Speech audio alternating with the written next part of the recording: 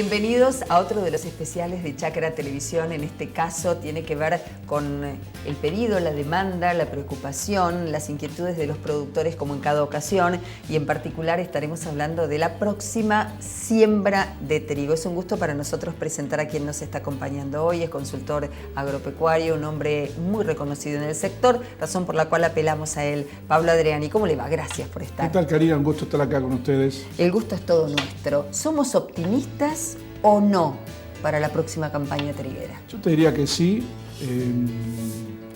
Venimos de un año, estamos viviendo un año, para que tomen un poco de conciencia, los productores lo saben muy bien, en donde el precio del trigo ya está superando los $200 por tonelada.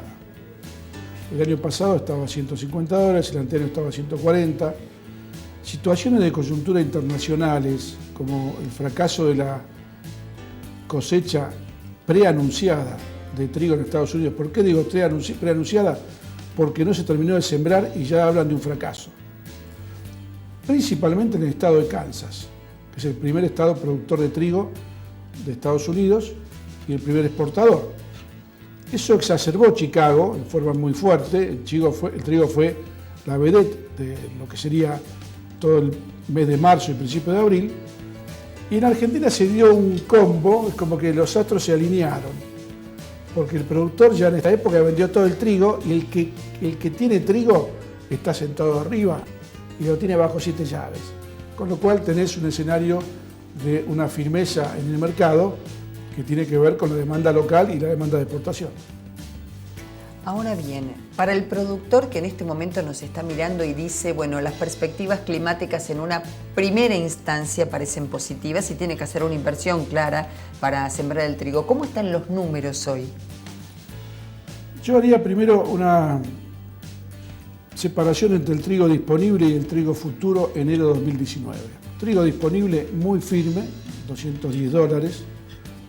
Yo creo que aquellos productores en procedencia, trigos de calidad, que puedan vender un molino, condición cámara, un exportador, con mercadería física en la mano, yo creo que pueden sacar un plus de ese precio. Con lo cual, vamos a aprovechar este medio que llega a tantos miles de productores para hacer una especie de asesoramiento online. O sea, que el productor se vaya con la idea no solamente de un analista teórico, sino de una opinión, digamos, objetiva de lo que yo haría si tuviera trigo. Entonces, para los que tienen trigo disponible, el escenario es de una firmeza importante. Ahora bien, estamos en el mes de abril, falta todavía mayo hasta noviembre, 7-8 meses para que ingrese el trigo nuevo. La exportación necesita comprar, es más, la exportación tiene 1 millón de toneladas solo para exportarle a Brasil y después tiene que comprar 3 millones. Los molinos tienen que comprar otros 3 millones. O sea, va a haber puja por el físico. Eso no quiere decir que el mercado suba en forma infinita. Con lo cual, la recomendación a los productores que tienen trigo sin vender hoy a $210 o mejor, me vendo un 10 o un 15% de los stocks que tengo.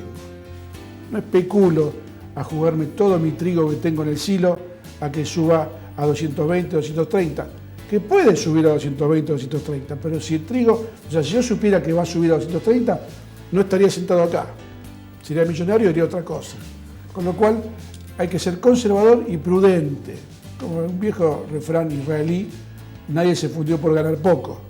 Con lo cual yo vendo mi trigo al precio máximo histórico de los últimos 5 años, hoy, y no le digo el 100% porque sería irresponsable de mi parte, un 15 o un 20%.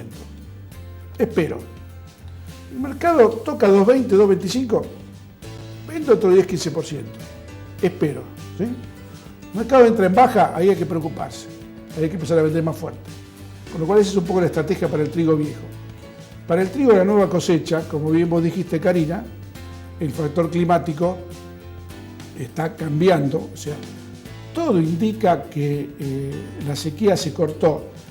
No es que se cortó una sequía el 15 de enero y llovió en enero. Se cortó la sequía porque cambió la estación de primavera a otoño, de verano a otoño, en otoño generalmente llovedor, y ya hemos visto la primera semana de abril lluvias muy buenas en cobertura, los pronósticos para la segunda y tercera semana son buenos, con lo cual Si se cortó la sequía, entonces la firmeza del trigo nuevo puede ser que afloje. Y los $190 que vale el trigo el año que viene, puede llegar a ser un mercado para vender. Hay que entender que hoy se está jugando todo al clima y todo indica que el otoño va a recomponer humedad. Si recompone humedad, no se olviden que hay 1 millón de hectáreas de trigo que no se sembraron el año pasado por falta de lluvias. Entonces, si este año se van a recuperar ese 1 millón de hectáreas, y estamos con un escenario de 6 millones de hectáreas o más, una cosecha de 20 millones de toneladas o más, y un saldo exportable de 14, 15 millones de toneladas o más. O sea, larga y mueve la cola, o sea, estamos en un escenario bajista.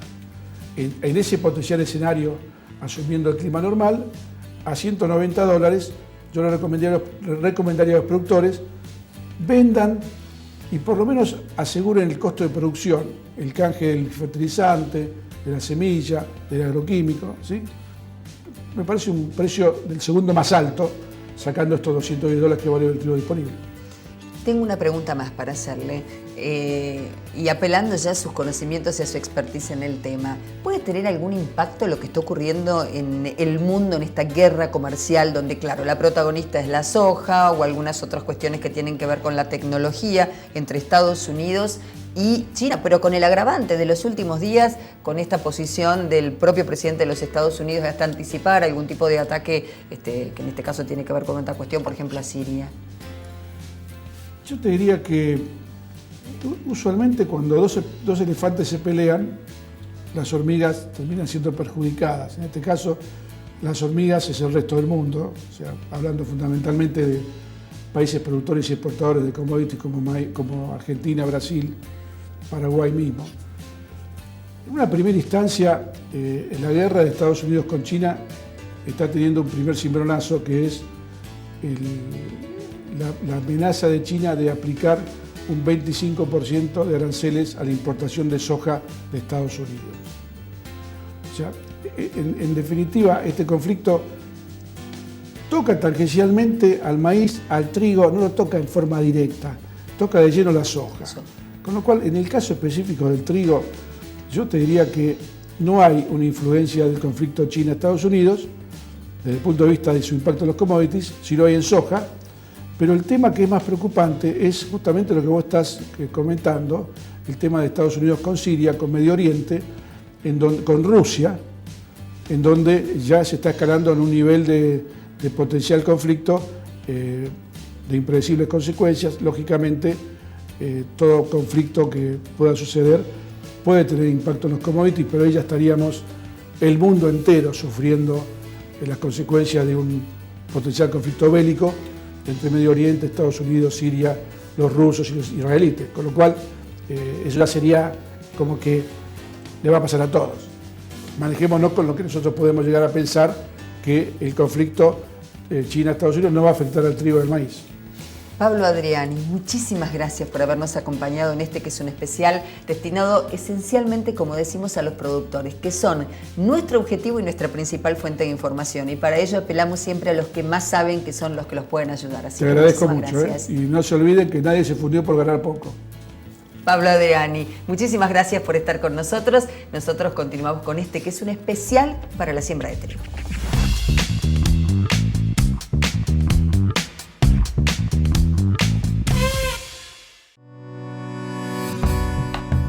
Hay marcas que se llevan en la piel, que van narrando de una generación a otra los valores que nos identifican.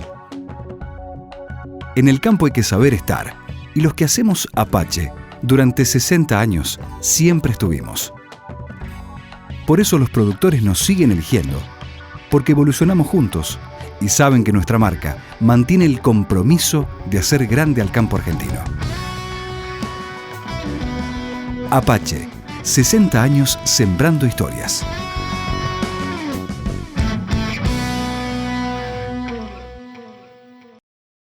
Mainero MDD100. Simple, cosecha a cualquier distancia entre surcos y en cualquier dirección. Mainero MDD100. El cabezal único en el mundo que cosecha éxitos en Argentina, Estados Unidos, Canadá, Sudáfrica y Australia. Tenga produciendo en su campo el mejor equipo maicero. Revolución Simple Mainero. Tarjeta Galicia Rural es tu crédito en el bolsillo, porque podés financiar insumos, bienes, servicios y todo lo que tu campo necesita con vencimientos según tu ciclo productivo. Hacete Galicia desde bancogalicia.com/rural. Banco Galicia, siempre junto al campo. Siempre confiamos en que una nueva era productiva llegaría al campo argentino. Entonces, comenzamos a pensar una sembradora con un concepto totalmente nuevo. Y aquí está. La nueva Agrometal con sistema monotolva en sus dos versiones, APX Air Planter y ADX Air Drill. ¿Estás listo para dar el gran salto productivo? El momento es ahora.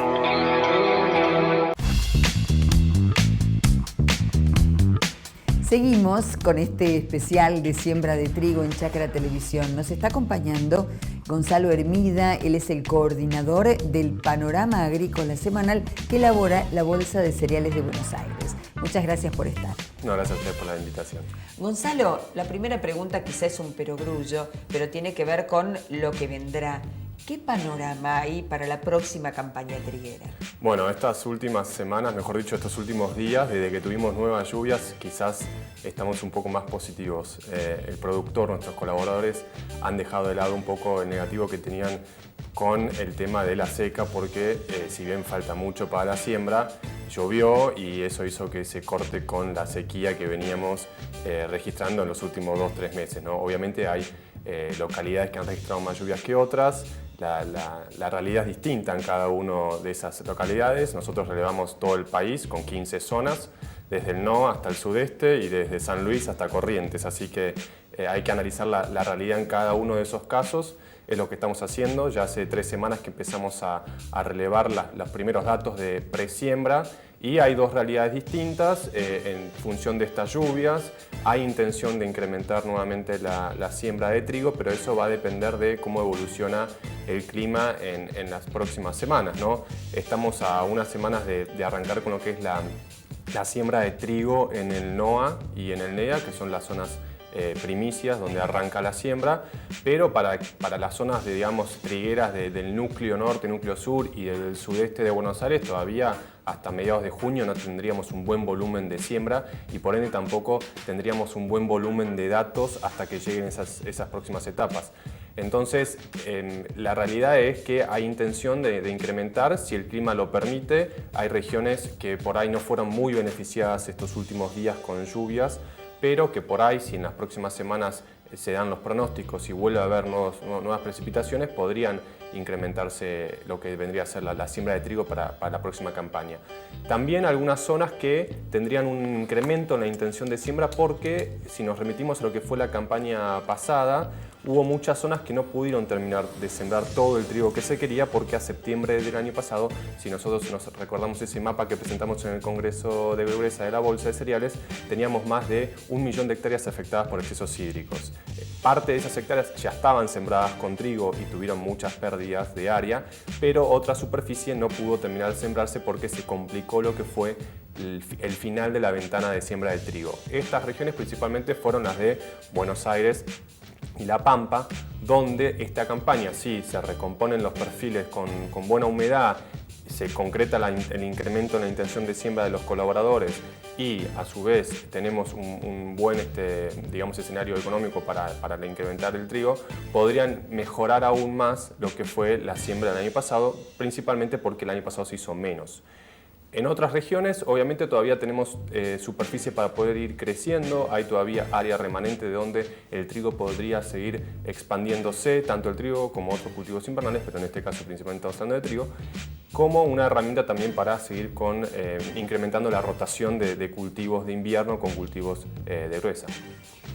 ¿Cuándo es la etapa, de acuerdo con los relevamientos que ustedes hacen, esencial en la que el suelo debe tener agua para poder comenzar con la siembra de trigo, comenzando, como decimos, desde el NOA y desde el NEA?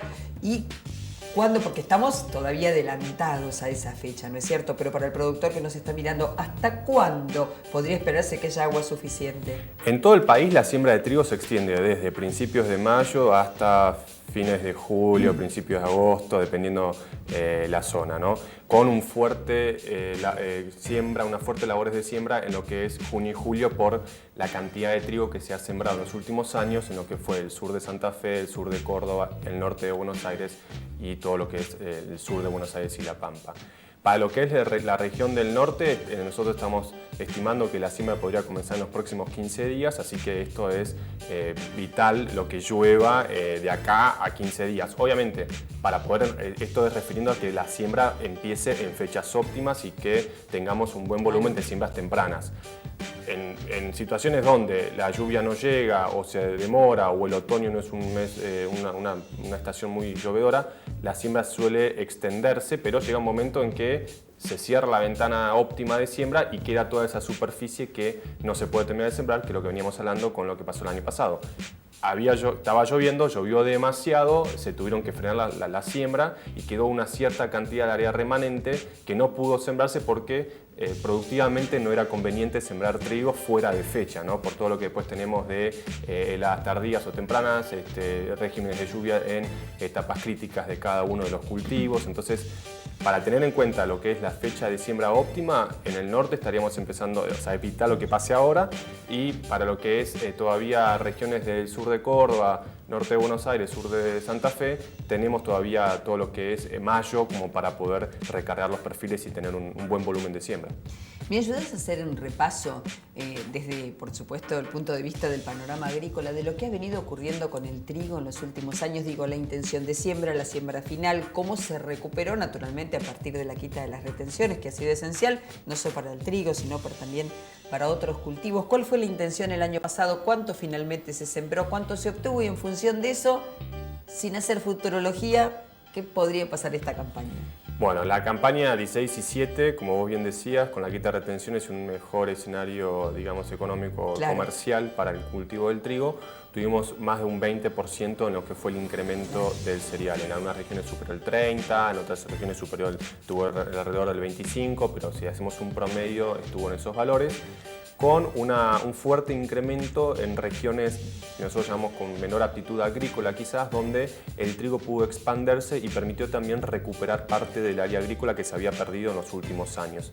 Eso fue también gracias a que tuvimos un buen clima, hubo muy buenas precipitaciones. De hecho, después la campaña 6-7 tuvo inundaciones, al igual que la campaña pasada, que después tuvimos pérdidas de área. Tuvimos incorporación de trigo en regiones más marginales, pero también tuvimos incorporación de trigo en regiones que históricamente habían sido trigo, y lo importante también es que todo ese trigo había sido incorporado, como lo miden los chicos del Departamento de Investigación y Práctica Tecnológica, con una mayor tecnología.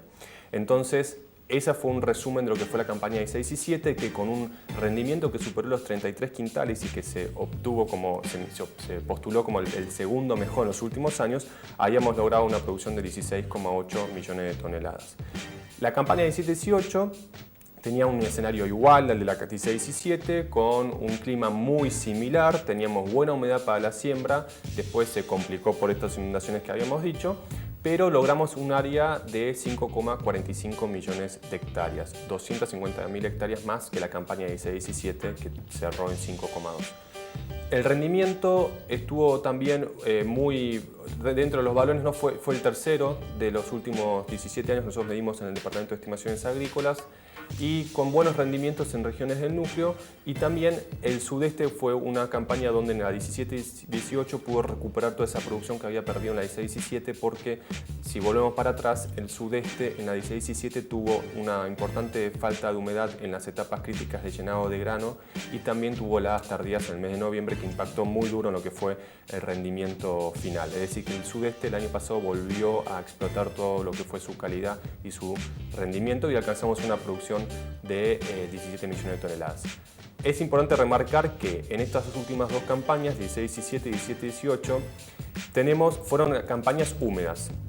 Campañas húmedas con inundaciones, con excesos hídricos que apegaron no solamente al trigo, sino que hubo muchos cultivos de gruesa que estuvieron afectados. Presentan gran cantidad de pérdidas de área, son campañas donde tenemos un buen volumen de lo que es pérdida de área, ¿no? Tenemos menor área cosechable. con respecto a otras campañas más secas, pero aquellas regiones que quizás fueron favorecidas por las inundaciones, mejor dicho, por buenas precipitaciones, no en exceso, permiten explotar todo lo que es su potencial de rendimiento. Entonces, tenemos zonas donde no llegaron a inundarse mediante ambientes más altos, que tuvieron regímenes de precipitaciones en momentos críticos del ciclo fenológico, y eso permite que ambientes buenos terminen compensando en parte la pérdida de área, ¿sí?, y la pérdida de producción en esos ambientes que estuvieron afectados. Por eso es que en años húmedos tenemos buenos niveles de rendimiento, pero con el detalle puntual de algunas localidades que terminan teniendo gran importante pérdida de área.